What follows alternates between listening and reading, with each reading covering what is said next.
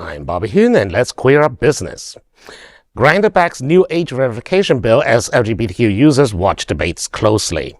Grindr is throwing its support behind a new age verification bill introduced by two Republicans, Senator Mike Lee of Utah and Representative John James of Michigan. In a blog post on Tuesday, the LGBTQ-focused dating app said it backs the App Store Accountability Act, or ASAA, which would create a single secure age verification process at the App Store level and allow developers to receive a verified age signal, end quote.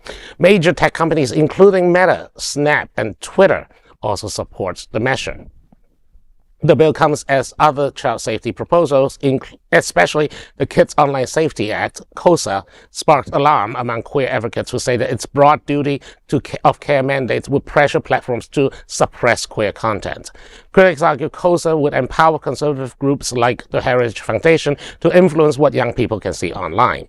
Supporters of ASAA, including Grindr, argue that this narrower, standardized approach focuses on age verification without regulating speech.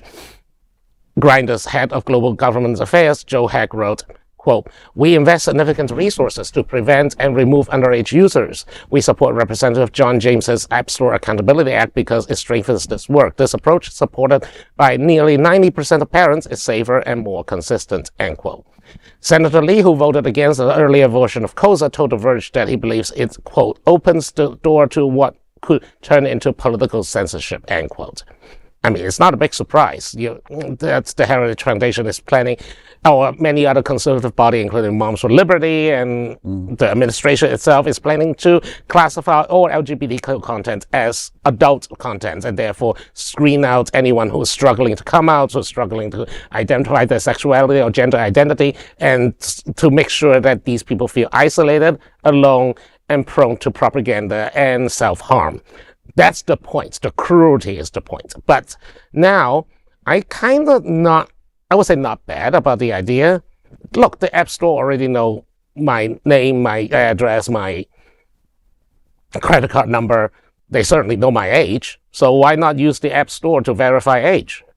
The question is, how do you separate, for example, if a kid is buying something from the parents' App Store, how do you authenticate that who is buying and who's using it? That might be why all the different for-profit companies that would prefer to not block people getting on support it, because it's not. But like, you know, I mean, it is a problem. Some teenagers are using Grindr, and that's a big problem. Well.